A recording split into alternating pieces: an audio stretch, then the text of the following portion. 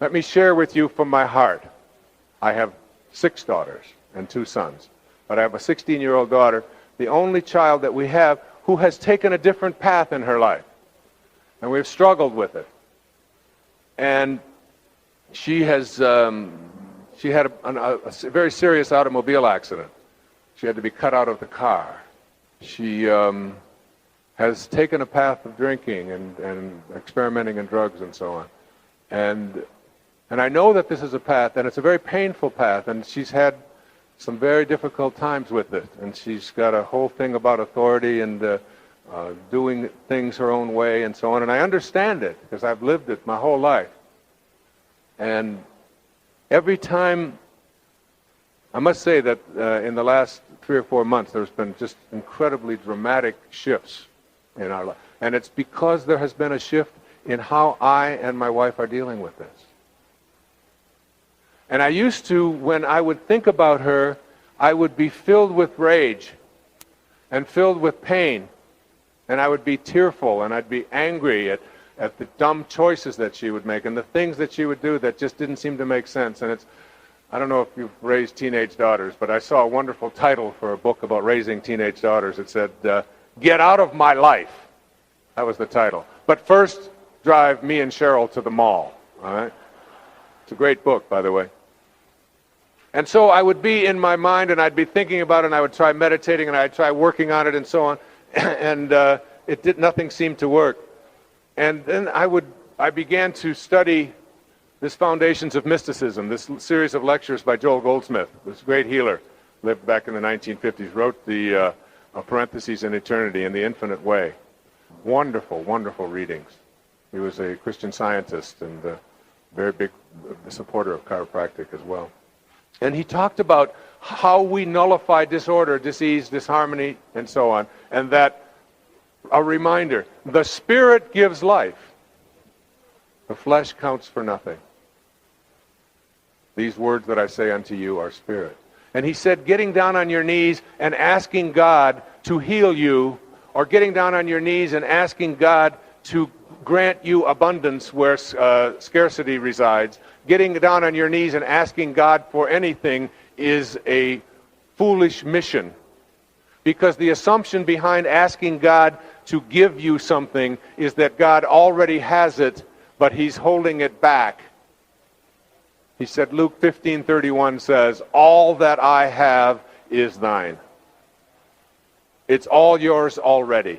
And you are already connected to all that I have. And God, he said, isn't going to be doing anything different 1 hour from now than God is doing now. And God isn't going to be doing anything different an hour from now than God was doing 100 years ago or 1,000 years ago. God is the infinite now. Don't assume that God is a withholding God. If I had the keys to healing you, to giving you abundance, to giving you a great relationship, to providing a job for you, whatever it is that you would like, and I held it all back, unless you begged for it or obeyed the rules that I said you must obey, you would say, you know, you're really not even a very nice person, let alone a very nice God. He said you must know that you're connected to it already, and that the disease, the disharmony, the discord will be nullified, will be wiped out when you bring spirit to it. And as I would think about my daughter and the rage, I would feel myself as I was plugged into the physical, the laws of the material. And I would, in my own mind, I would unplug myself from the material, and I would plug myself into God. It's a wonderful mental image when things aren't going the way you would like them to go. Just unplug yourself from the laws of the physical, especially where there's disharmony, disorder, disease, and plug into God. And what you do when you plug into God is you bring love, you bring pardon, you bring hope, you bring joy, you bring fulfillment to that, and you correct the error, and it's gone. I had a friend who was diagnosed with cancer and told that she had just a few months to live. And she knew that she was in disharmony. And she didn't even tell her parents. She didn't tell anyone. She knew what she had to do. She had read all the spiritual literature. She had immersed herself in meditation and deep prayer, but still she was surrounded by and contaminated by the energy field of those who were living in fear and without faith. And she left and she rented a cabin up in Wisconsin, in northern Wisconsin. And she went there all alone. And in the process, what she knew she had to do for 8 to 10 hours a day, every day, was to just reconnect to her source. And in the process of doing this, of just communing with God and just bringing peace, she came back from there a cleansed and whole person, and a healed person as well. It is in the bringing of spirit to disease. And that's why I say and said to you at the very beginning, you must be operating at a different level. And when we're in spirit, we move away from a sense of feeling sorry for ourselves and instead look for what the lesson is. Steve and Anita had a daughter named Rachel. Rachel was brutally murdered and her body was left. And they wrote to Ram Dass, who was their teacher, and they said, how can we, after losing our daughter, how can we find spirit? How can we be inspired? How can we find God in events such as this? And there are many of you watching who have encountered these kinds of acts and have also encountered accidents and things that just don't seem to make sense. People just taken away from us at what are seemingly the wrong times. And this is what Ram Dass wrote to Steve and Anita. It's one of the most beautiful letters I've ever read. He said, Dear Steve and Anita, Rachel finished her work on earth and left the stage in a manner that leaves those of us left behind with a cry of agony in our hearts as the fragile thread of our faith is dealt with so violently. Is anyone strong enough to stay conscious through such teachings as you are receiving? Probably very few. And even they would only have a whisper of equanimity and peace amidst the screaming trumpets of their rage, grief, horror, and desolation. I can't assuage your pain with any words, nor should I. For your pain is Rachel's legacy to you. Not that she or I would inflict such pain by choice, but there it is, and it must burn its purifying way to completion. For something in you dies when you bear the unbearable, and it is only in that dark night of the soul that you are prepared to see as God sees, and to love as God loves. Now is the time to let your grief find expression, no false strength. Now is the time to sit quietly and speak to Rachel, and thank her for being with you these few years, and encourage her to go on with whatever her work is, knowing that you will grow in compassion and wisdom from this experience. In my heart, I know that you and she will meet again and again, and recognize the many ways in which you have known each other. And when you meet, you will know in a flash what now it is not given to you to know, why this had to be the way it was. Our rational minds can never understand what has happened, but our hearts, if we keep them open to God, will find their own intuitive way. Rachel came through you to do her work on earth, which includes her manner of death. Now, her soul is free, and the love that you can share with her is invulnerable to the winds of changing time and space. In that deep love, include me. In love, Ram Dass. I just don't think writing gets any better than that. And for those of you who can't figure it out, perhaps just listening to those words and being able to find inspiration, even in the most horrifying of times. When you're in spirit, you have a different kind of a knowing, one that doesn't require you to continue to suffer. To remember that our desires don't arrive on our schedule. They arrive when they're supposed to. I'd like to close out this program on inspiration with all of these inspiring participants, with all of the wonderful help of all of you who have inspired me so much with a quote from one of my great teachers, Ralph Waldo Emerson. We are very near to greatness. One step and we can be safe. Can't you take the one leap, just one leap? And from A Course in Miracles, I leave you with these beautiful words. There is a way of living in the world that is not here, although it seems to be. You do not change appearance, though you smile more frequently. Your forehead is serene. Your eyes are quiet. You walk this path as others walk. Nor do you seem to be distinct from them, although you are indeed. Thus can you serve them while you serve yourself. A new way of living, to be in spirit. Thank you for watching. God bless you. Your purpose isn't to try to be loving. Your purpose is to be love, and only have that to give away. Well, but there's one other ingredient, and it's really crucial.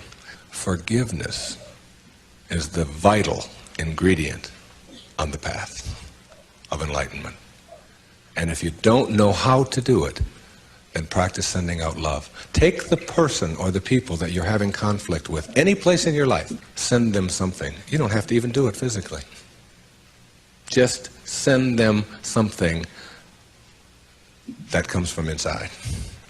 And what's inside is how you choose to think. And if you can make that love and do that, and that is to me the test. Not whether you can love someone when they smell good, when they do everything that you're supposed to, but whether you can love someone who has sent you hate or anguish in your life and send it back. You don't have to forget. You don't have to go back. But you got to get it out of you, because it is blocking you and holding you back. Living the Tao Te Ching, this 2,600-year-old, some people call it the greatest, the wisest book ever written. It speaks so much about relationships. Tao, the word Tao, means the great way. It's really just another synonym for God, or source, or spirit, or that which is the all-creating. And one of the things that it says that was really helpful to me, probably the most helpful thing in it, was that whenever you have a conflict of any kind, in any relationship, whenever you have a conflict, that the person who is willing to be of Tao, of God, of Source, is the one who will practice forgiveness, or will go to the person that they have a conflict with and bring love to it, instead of the freeze out, instead of the anger, instead of the hatred, instead of the revenge, instead of so many of the things that we do when we have conflicts in our lives. We just don't talk to that person. Like, I'm not talking to that. I'm not talking to him. He's going to call me because I called the last time. But the person who lives the Tao life, the life of a higher consciousness, is the person who says, I end all conflicts on love, which is where we all come from. We come from a source that is love. So for me, that has been just so useful. I have 8 children, and that's been just extraordinarily helpful for me to be in a relationship where I can always be of love, where I can just, and so then you don't even, conflicts become something that are no longer present, because conflict requires two-ness. In order to have a conflict, you have to have two different opinions or whatever. But if you live in oneness, if you really see yourself in everyone else, see yourself in all the things, including the plants, including the animals, and including all beings and so on. If you just suspend this ego part of you and just see yourself in that other person, then your arguments are really with yourself, and your hatreds are really about yourself, and you begin to really see that I don't have to project anything onto anyone else that isn't what I choose to be. And the idea of allowing is that you start to see that, you start to look at the world not the way you want it to be. This is like this is the shift in our subconscious mind training that we have to go through. We have to get out of this mindset that the world ought to be the way I want it to be, and people ought to be, things ought to be going the way I think that they should be going, and that there should be nothing bad happens, and all of this kinds of stuff that we fill our inner world with, and talk about how terrible this is and that is and so on, when in fact the world is just the way it is. And when you can align yourself with that awareness that yes, you can do things to improve it and so on, but not by judging it and not by saying that it shouldn't be this way. I've given the example many times of my friend Ram Dass, who, when we were talking about starvation, and it was when I was working for the Hunger Project to try to end hunger by the beginning of this century. This was back in the 1980s. And Ram Dass said to me many years ago that starvation, in different parts of the world is part of the perfection of the universe. You've got to understand that, as hard as that is to grasp. And I paused and thought about that, and my original reaction is, how can you say such a thing? How can we accept the idea that some people have got to starve to death in a world where there's plenty of food and the technology to be able to grow it and so on is all here? How can you say that? But then he concluded his remark to me. He said, so starvation is a part of the perfection of the world, but so is your desire to end it. That's part of the perfection of the world. And so it's like and so where you put your attention is not on what you don't want, because if you put your attention, if what you think about is what expands, and if you put your attention on the things that you don't like and that you don't want, then you just multiply the amount of negativity and the amount of what you don't want. You become a part of the very thing that you are trying to eradicate. You want to experience prosperity at a miraculous level, you must leave behind your old ways of thinking and develop a new way of imagining what is possible for you to experience in your life. Take an inner inventory and see if the following statements are a part of your consciousness. There's just not enough to go around. You have to get yours or someone else will grab it before you. There are only so many fish in the sea. You never know if opportunity will knock. If these and similar thoughts are part of your personal inventory, then probably you were taught that you are living in a world of shortages. The concept of lack has been embedded into your belief system. In order to develop an inner vision of prosperity, you will have to shed this old vision of scarcity. The following 5 essentials of a prosperity consciousness can help you to make this shift. 1. You don't need anything else to experience prosperity. Prosperity is first and foremost a mind game. You must know that you have all that you need right now. You are lacking nothing to gain prosperity for yourself. You are led to believe that the material things are reality and are providing you with what you need, while in fact they are only more matter which is made up of more invisible space. What you need, you already have, and when you know it, go within and create it in your mind. The divine sustenance you seek in the form of material things or money will be manifested in whatever amounts needed. You must develop this new inner sense and trust in the magic of believing. Trust in the power of your mind, in the knowing I have been talking about, in that divine guidance that is readily available to you. 2. You cannot create prosperity if you believe in lacks. When you have mastered the ability to become a spiritual being as outlined in the first part of this tape, you will understand that you lack absolutely nothing. All that you need for your life is already here. When you say to yourself, I don't have enough education, talent, or strength to experience prosperity, you are operating in your mental world from a position of lack. What you have become accustomed to is called deficiency motivation. That is, you assess all of the things that are missing or deficient in your life, and then you set up a plan to repair all of those deficiencies. Thus, you set your goals and go to work at becoming prosperous. But this is a gigantic trap. You will always be suffering from a disease I call more. When you get the money you thought you needed to be prosperous, your mindset hasn't been satisfied. Your mindset is on more, on striving, not arriving. There's another kind of mindset called growth motivation, and this is the trademark of the individual who experiences real magic in the area of prosperity. With growth motivation, you simply change around the inner thinking and decide to do your living within a framework of completeness. You begin to be motivated in your life by your own bliss, by your dreams, to live the life which you imagine to be your calling, your divinely specialized mission for being here, and prosperity becomes your very watchword. Abundance begins to reign into your life. 3. You are not separated into categories. To truly know prosperity, you must learn to stop dividing yourself up and separating yourself from your prosperity. You must learn to go beyond your hypnotized state, which has convinced you that there is first you, the thinker, then you, the doer, and finally the concept of what it is that you are thinking and doing. All of this is actually one and the same.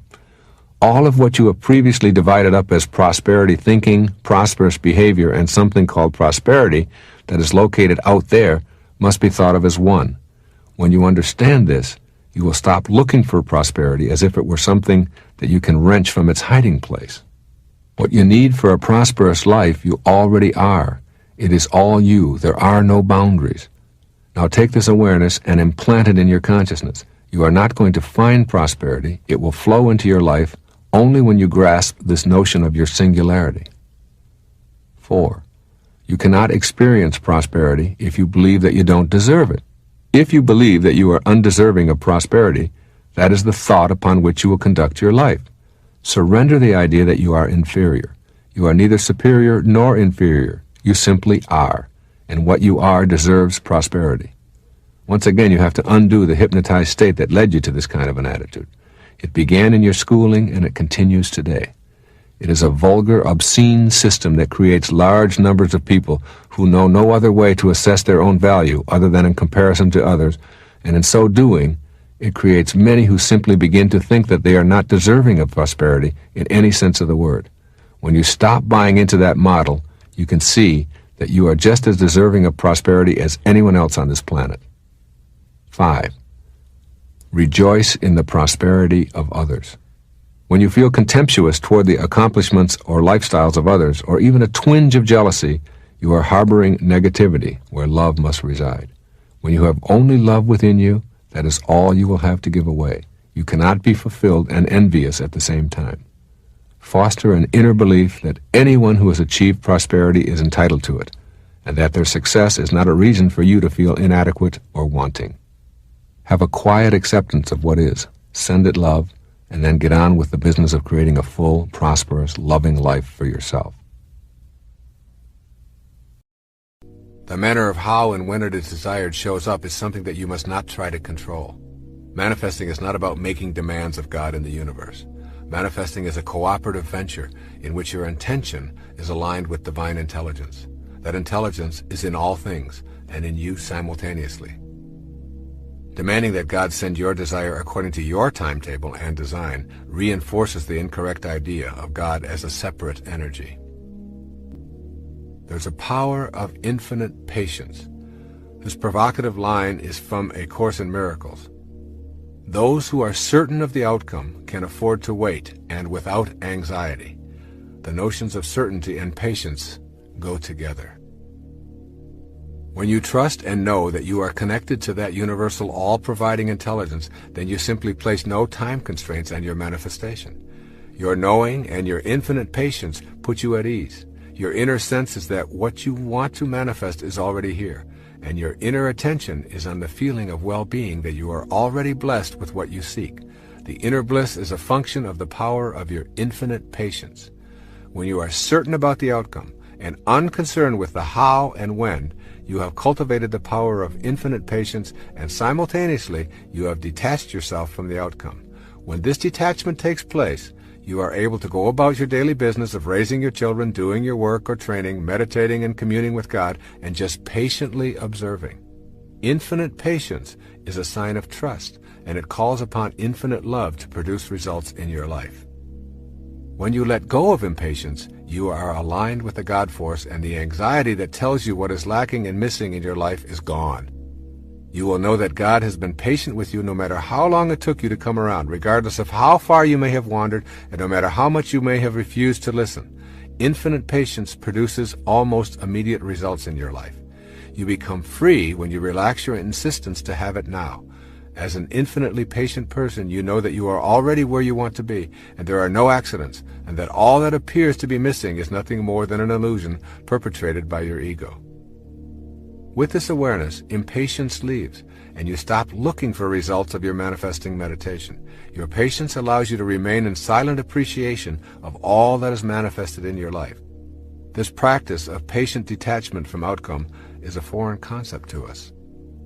We have been taught that goals, success symbols, and the accumulation of merit badges are the ways to feel important. What follows is a guide for living with the seeming paradox of attempting to manifest something into your life and at the same time not being attached to when and how it shows up. So here's a step-by-step plan for putting patient detachment into your manifesting practice. First, understand the essence of what you desire. What you desire is not necessarily in the realm of things.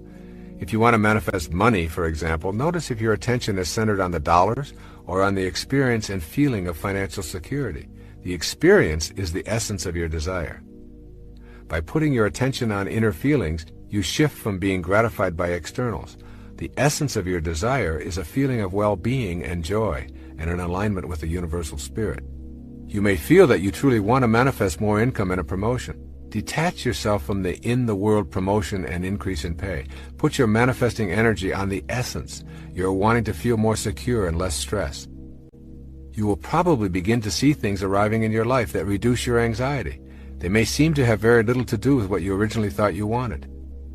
And then secondly, banish doubt and enter into the realm of certainty. When you've removed doubt about your ability to manifest, it will be easy to detach yourself from the outcomes and all of the details. Your trust in yourself and in the divine energy of the universe is all you will need. Then third, leave your expectations and go about your business. Maintain your work and play regime with a new sense of peace originating in your inner knowing about what is manifesting for you. Remain completely detached from the inclination to measure and calculate what is and is not showing up for you. And then fourth, in this step-by-step plan, maintain privacy about your desires. Sharing your manifestation efforts decreases the energy and deflects the energy into the ego's need to gain approval. Then fifth, be aware of the cues that your desires are manifesting. Keep in mind that the way things will show up in your life is not necessarily related to what your rational brain expects.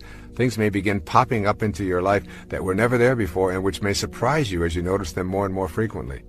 These synchronistic events and happenings are the result of beginning to live in a heightened state of awareness.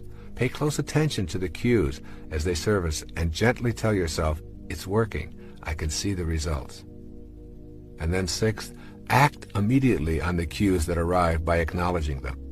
When you acknowledge the early signs of arrival of what you wish to manifest, you are giving your inner energy a positive charge and recognizing the divine universal intelligence. This recognition is essential to the continuation of this manifesting process. And seventh, don't think of your manifestation as a special favor. To see manifestation as a favor is to begin the process of bargaining with God and believing in your separateness from all other living things. Your desires manifest because you are in perfect alignment with your source of creation and because you are not placing any limitations on what can come into your life. And then eighth, view any and all obstacles as lessons, not indications of failure. Keep in mind that you are practicing patience and detachment from outcome. Everything that shows up in your life is supposed to. This includes the falls in your life. They provide you with the energy to propel yourself to a higher state of awareness. And then ninth, release all judgment from your manifesting practice. This requires you to be willing to suspend your inclination to judge that which shows up in your life as right or wrong, good or bad, attractive or unattractive. Your judgments halt the flow of universal energy into your life and put you at odds with that divine power. Your ability to manifest depends in large part on your willingness to leave behind the collective judgments that make up the totality of human beliefs. Detaching from these beliefs is one of the greatest challenges of your life. You will probably experience a sense of loss and perhaps a feeling of loneliness as you make this step out of judgment. The reward is that you will begin to expand your own perceptions and accept what others believe are their perceptions.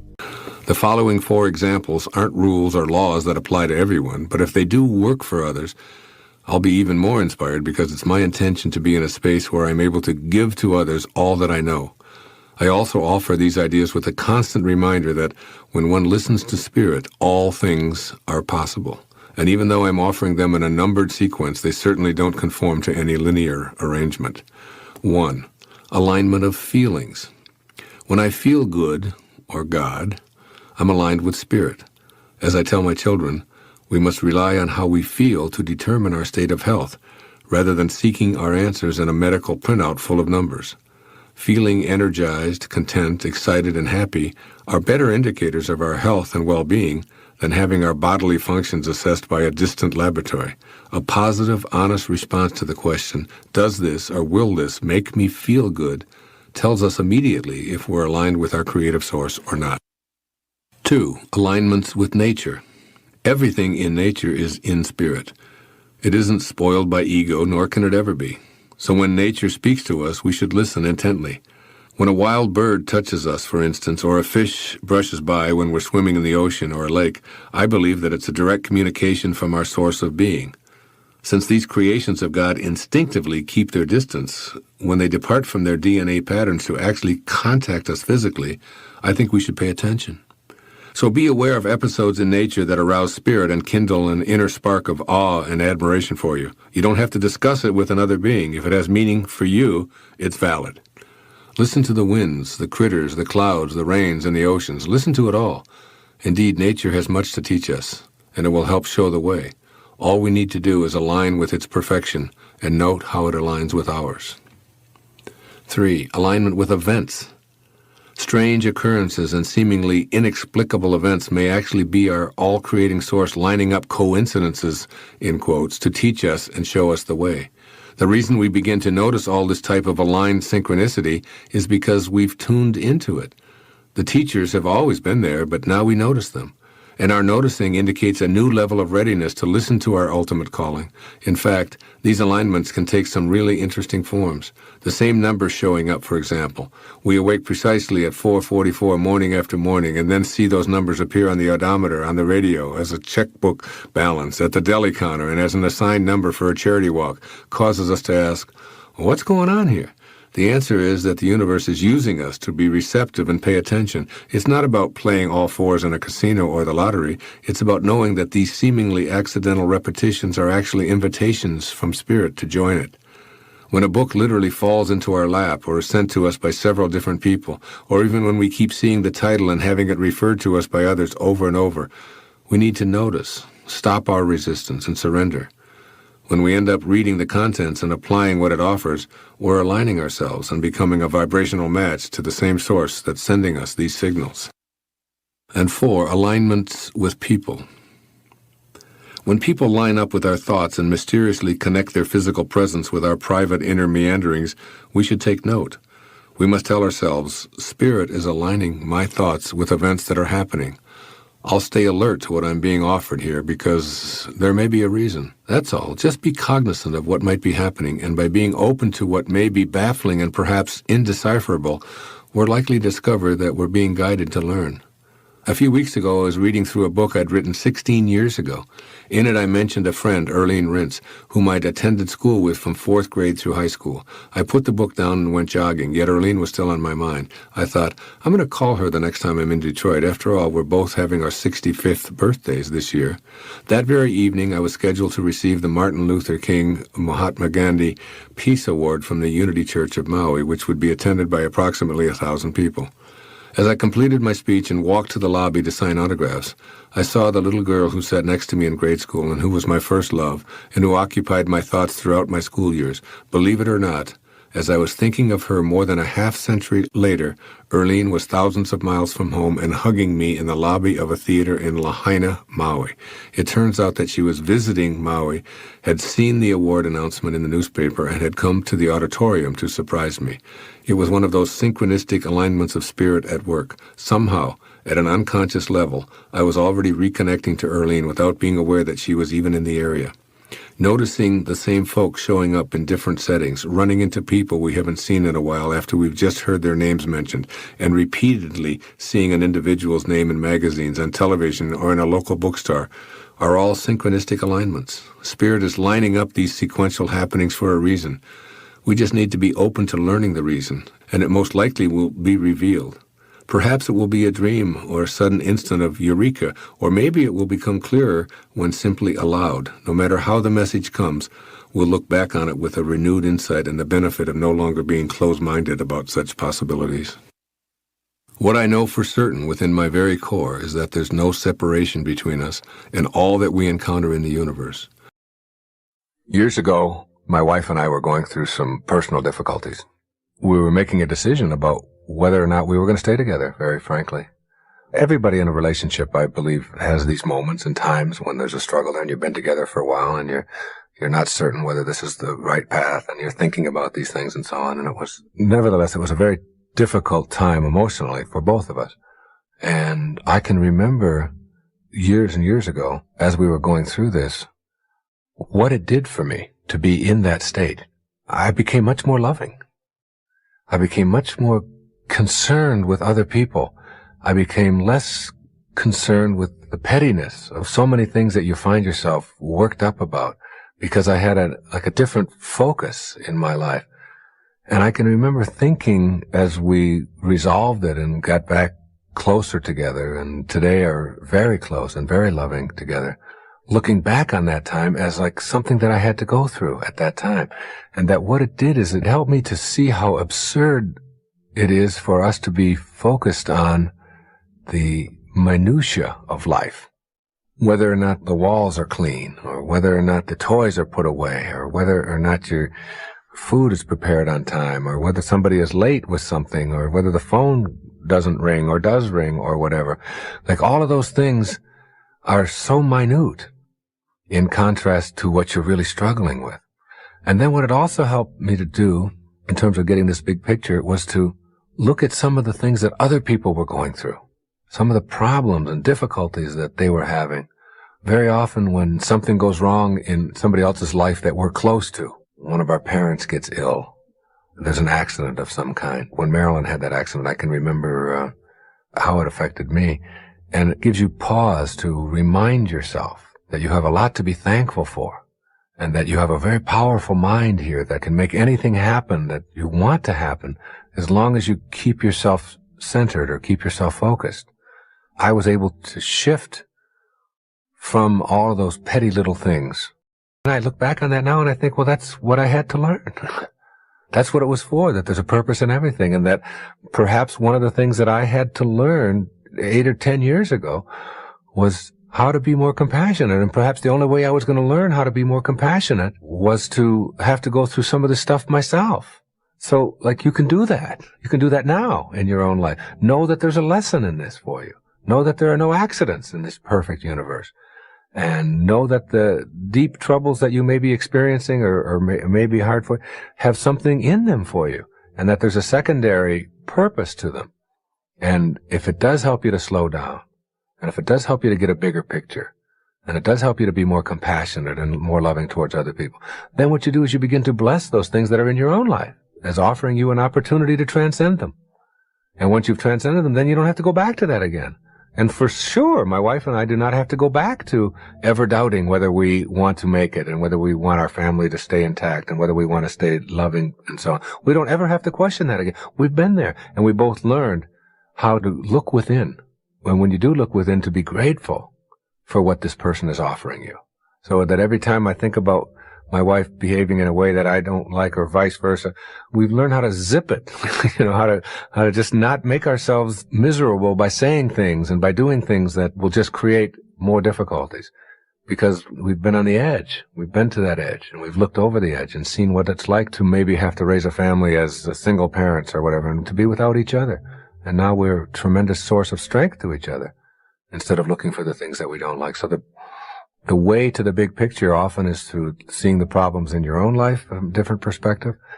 And you begin to say to yourself, all right, how can I apply the awareness of these thoughts and how I use my mind to make my life all that I want it to be, to bring into my life the things that are important to me, to improve the quality of my relationships, to have the success and so on that I think that I'm entitled to.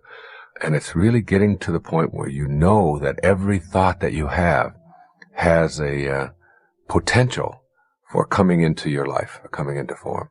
You start to get real cautious about having anything in your mind that isn't going to work for you. And you begin to question why you would keep any of those thoughts in you. I can remember one story of a woman who came to me one time and told me how miserable she was. that she was married to a drunk. And I said, well, what's wrong? And she said, well, he slurs his words, and he repeats himself, and he smells bad, and it's just awful to be around him. And I said, let's see if I understand. Let's see who's crazy in this little scenario you've just described. Now, you said you've married to a drunk, and the drunk slurs his words, and he repeats himself, and he smells bad, and he sounds foolish. I said, that's every drunk I've ever known does exactly that. We got a drunk who's acting and doing everything that you would expect a drunk to do. Now we got you. And you're married to someone that you call a drunk, and you're expecting him to be sober. You know? Now who's crazy? The drunk who's doing what he's supposed to? Or you who's expecting someone who is what you've defined him to be something different than what they are? He is what he is. And why would you want to entertain, why would you want to keep thoughts in your mind that are making you miserable, which is going to expand misery for you in your life by just having those thoughts there? Why not change around those thoughts and tell yourself that you're, like, if you argue for your misery, then the only thing you're going to get is your misery. You have to get that, and you're arguing for it all the time. You're going around talking about how miserable you are. So you want to get real careful about that. And I suggest to every one of you that whatever it is you find yourself incapable of doing, or whatever you found that has been a great obstacle, or whatever it is that's in a relationship that isn't working, that you just can't seem to transcend, or whatever's going on with a particular employee or a way that you're approaching anything in your business, that if you examine, just for a moment, if you examine what belief is it that supports this behavior, because the ancestor to every action is a belief, is a thought, and then work at re-examining that. I hope it is as obvious to you as it is to me that the collective ego will benefit when we transcend our individual egos. You, as a single individual, have a sacred quest. That quest involves coming to your higher spiritual nature and inviting it to show you the way of the sacred self in your daily life. This means denying the demands of your ego if those demands contradict the guidance of your higher self. Our world is a collection of individuals urged on by the loving presence within all of us to achieve the sacred quest personally and collectively. The world will become a peaceful, fulfilled, cooperative, loving, truthful, tolerant, and pure environment as the individual parts that make up the collective consciousness restrain their egos. As is the microcosm, so is the macrocosm. The whole behaves precisely as does its individual parts. Many people I speak to tell me that they feel powerless to affect the global community. They believe that, given the scope of the world's problems, their efforts are so infinitesimal as to be insignificant. They simply are not seeing that it is precisely through a change in individual consciousness that the world will be transformed. All of the problems that we face as a group reflect those we have individually. The world is encountering a spiritual deficit that reflects our need to consciously get on the path of our sacred quest. The solution to individual and global problems is to overcome the spiritual deficit. When you make the shift in consciousness, allowing yourself to be an agent of heightened awareness, you are contributing to the transformation of our world. You are not separate from the other souls on this planet. You share the identical energy that embodies the souls of Rwanda and Pakistan, for example. You are the lamp, and God is the electricity. It flows through you as surely as it flows through all living things.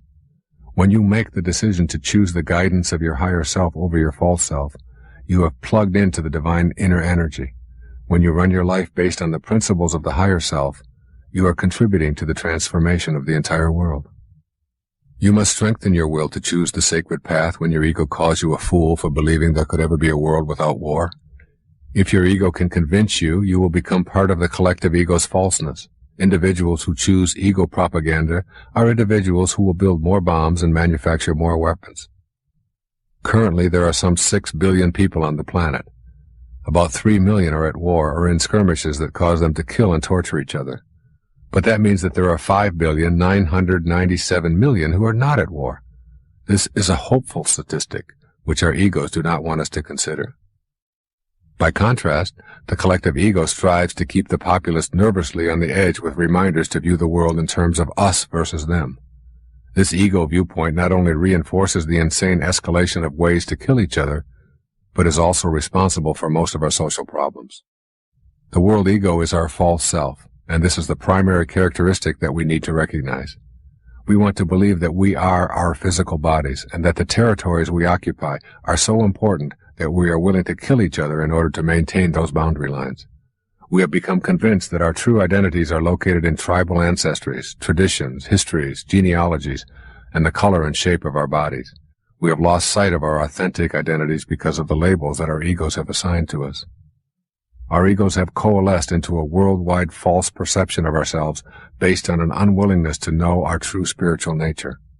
Although all of our spiritual leaders have reminded us of our divinity and implored and even commanded us to love one another, the world ego has won this battle and produced ancient enmities and uncountable horrors in the long history of humanity. As you travel the path of your sacred quest, you will help to dispel the absurdity of specialness that the ego so assiduously promotes. You will see an end to this kind of thinking in your life and on a worldwide scale as well. The higher part of ourselves that I have talked about on this tape reacts to a vision that is infinite. This is assuredly not the vision of the ego. The ego is just as cowardly on a collective scale as it is on an individual basis. The world ego is frightened of a mass appeal to overcome our spiritual deficit. When people face inward and embrace a more loving perspective, the power of the sacred self will create change not only in the community but in the entire world as well. The world ego will do all that it can to prevent this kind of inner approach. It will ridicule those who promote meditation, peaceful demonstrations, and the love of God as a way out of the morass of social evils. It is just as true on the collective level as it is on the individual plane. The higher self urges you to simplify and to avoid contributing to anything that hurts others or increases the separation from your spiritual source.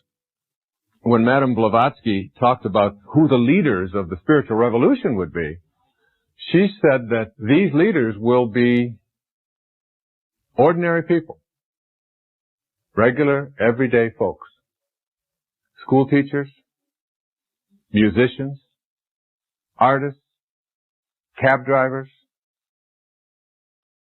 regular folks. And these people will speak out with a voice. And this voice will be heard. And then the bureaucracies will fall in line and begin to reflect what it is that this consciousness is instituting in our people. And if you look at the people who have been instrumental in changing consciousness in the last 25 years, you look at the people whose programs you listen to through Nightingale Congress and ask what are their backgrounds. You find out that they're salesmen. Marianne Williamson was a singer, a nightclub singer. Louise Hay was a dancer. Dennis Waitley was a salesman. Zig Ziglar was a preacher. People who just did everyday, regular things. I was a school teacher. And somehow there's a power, there's a pressure, there's something that has come and put us in a position of just talking about this kind of shift, this kind of consciousness.